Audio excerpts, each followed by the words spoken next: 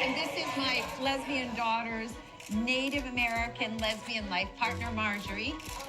Madam President. In season 5 of the deliciously hilarious show Veep, Clea Duvall came on as a new member of the Veep's security team. Her introduction is what starts our list. This is the 5 funniest lesbian moments on HBO's Veep.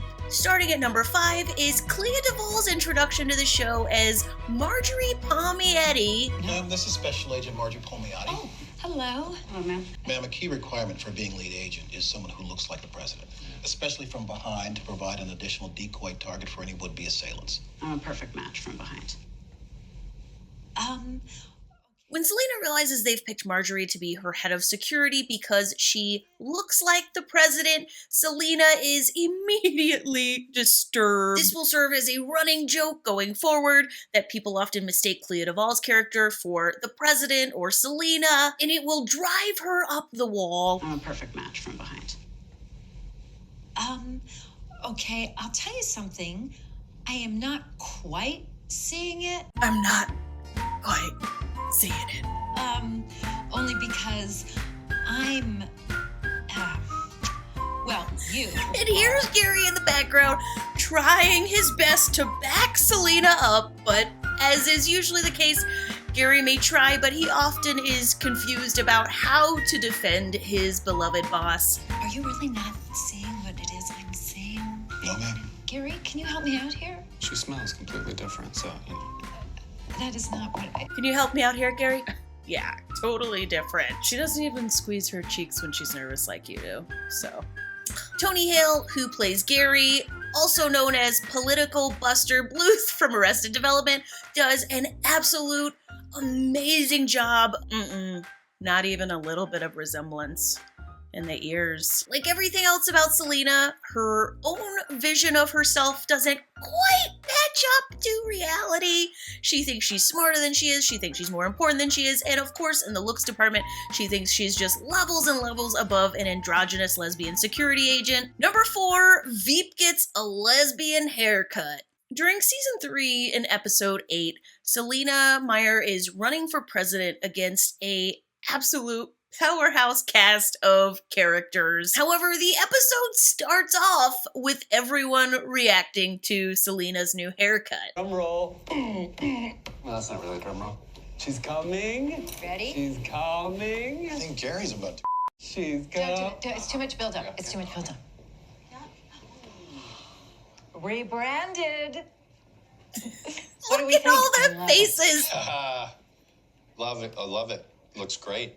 I never knew you had so much neck. Wow, that cut really emphasizes the veins sticking out of your neck. It's like a chicken foot. It's just great look for you. I mean that in a good way. I mean, I think necks are neat.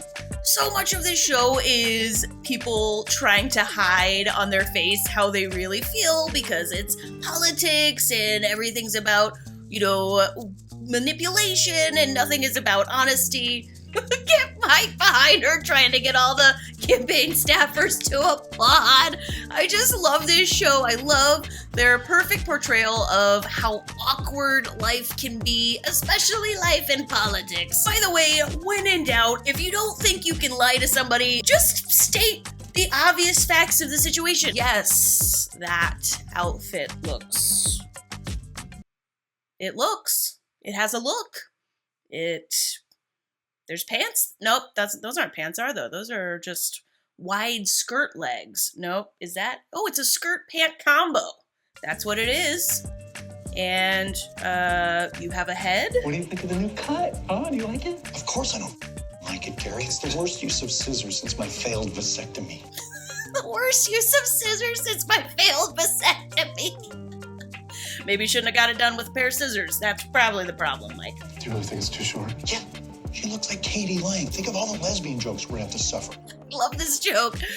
Okay, do we think that Katie Lang is just that powerful? And that's why even years, decades after she's been out of the spotlight, she's still the go-to Hetz reference for a lesbian scene. Number 3, we're in love. I've met someone, and I know that this is awkward because you work with them, but We're in love. Who? Me and Marjorie. Who? Me, ma'am. What? The way Marjorie's like, me, ma'am. And nobody even knew she was in the room.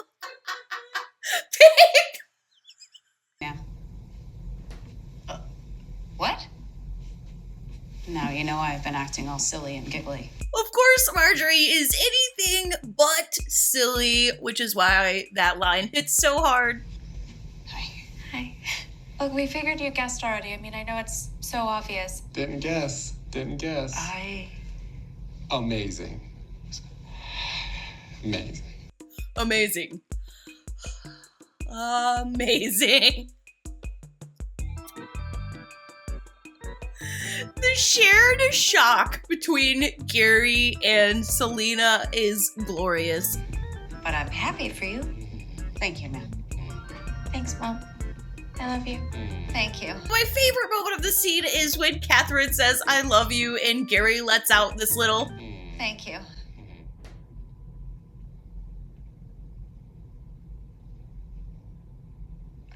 What? I wish Mother were alive. Because this definitely would have killed her. I imagine a lot of straight passing queers maybe get some shock when they introduce their first queer partner to people they know, but it was the opposite for me. I could not relate less to this scene. When I told people I was queer, they were like, okay. Number 2, Richard Splat's sperm. If it weren't for Richard's character, played by Sam Richardson, who I had the privilege of getting to see improvise at Second City before he went on and made it big. If it weren't for Richard Splat, I would say Marjorie was by far the funnest addition to the show, but she's not. It's just Richard. Richard was the greatest addition to the cast. Our next funniest moment combines the two of them in a beautiful leztastic scene where Richard has agreed to be the donor for Catherine and Marjorie's baby. A lot of responsibility. You just signed away all responsibility. I've never done this before. You just go in the room and fill it. I've never shook the devil's hand. Oh. You mean masturbate? Does it hurt? Oh, no, Richard. No, but It how doesn't is hurt. that Wait, possible? really? Well, my family and I are always pretty religious. Grandma Split always said that self-pleasure is a sin, like microwaves or laughter. Do you need a minute or? No, worst comes to worst, I burn in hell like Grandma Split. As a preacher's daughter, I can say absolutely masturbation is a huge taboo in the religious community. My father once revealed to me that he was asked to give a sermon on masturbation when he was interviewing once as a pastor because it's considered the hardest topic to preach about. He has a really good heart. I'm sorry, I'm still understanding how the cup comes into play. Oh, you just have to aim and what? I don't know how many of these I need to fill up. Yeah, no, you just have to do one. Just one? Okay, Yeah. I think that'll be easier. How will I know when I'm done? Now, I'll figure it out. Number 1 on our list, the birth of this lesbian couple's baby that they name Little Richard. Oh, wow. You went ahead without me. Maybe has my elbows. One thing you have to understand about this scene is that it is built on the back of this other plot line where Selena is working on building her presidential library and discovers it's going to be built on slave grounds. Mom, where have you been? They're ready to send us home. Okay, well, Catherine, slaves have ruined my library, so you can stop attacking me. You know how busy your mother is, Catherine? What are you doing here? Oh, Grandma! I love that Selena visibly flinches every time she hears the word grandma. It reminds me of my own mother, who my sister told me did not want to be called grandma when my sister first told her she was pregnant and instead elected to be called Gigi. My sister did not have the heart to tell her Gigi is short for great grandmother. That happened. Go, just go. Open up a bottle of Chateau Montelena. Okay, so what are we calling him? Aluminum, tenafly, ribbon? We haven't landed on.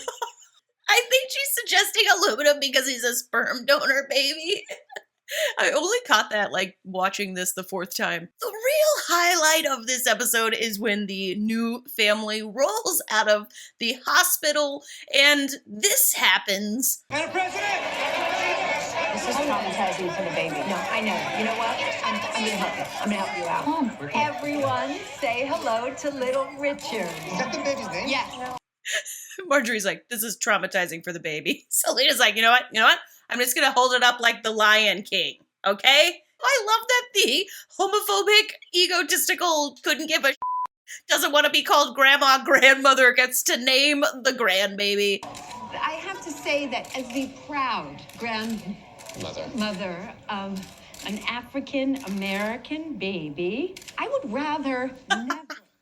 Julia Louis-Dreyfus nails white people awkwardly saying African-American. Dead slaves. Shame on you. And shame on Amy Brookhimer. Oh, and this is my lesbian daughter's Native American lesbian life partner, Marjorie. Madam President. Okay, those are the top 5 funniest lesbian moments on Veep. But honestly, there's so many more hilarious moments I didn't get to, like Selena looking Marjorie in the eyes and telling her she's like a son to her, or when Catherine storms in angry that her mom has traded gay marriage to get the endorsement of some senator, and her mom is like, it's just a presidential to-do list, and it won't get done, like all presidential to-do lists. My wife and I recently started rewatching the series, and I just cannot believe how funny this show is. Like, I forgot how funny this show is. I read that the actors did a lot of improvising. They would get the initial draft of the script, they would have them all improvise, and then the writers would create a second draft that included a lot of the improvised dialogue. Well, we've come to the end, but only temporarily. I'll see you back next week with a new video. I'm Amanda, this is my Really Gay YouTube channel, and I'll see you next time.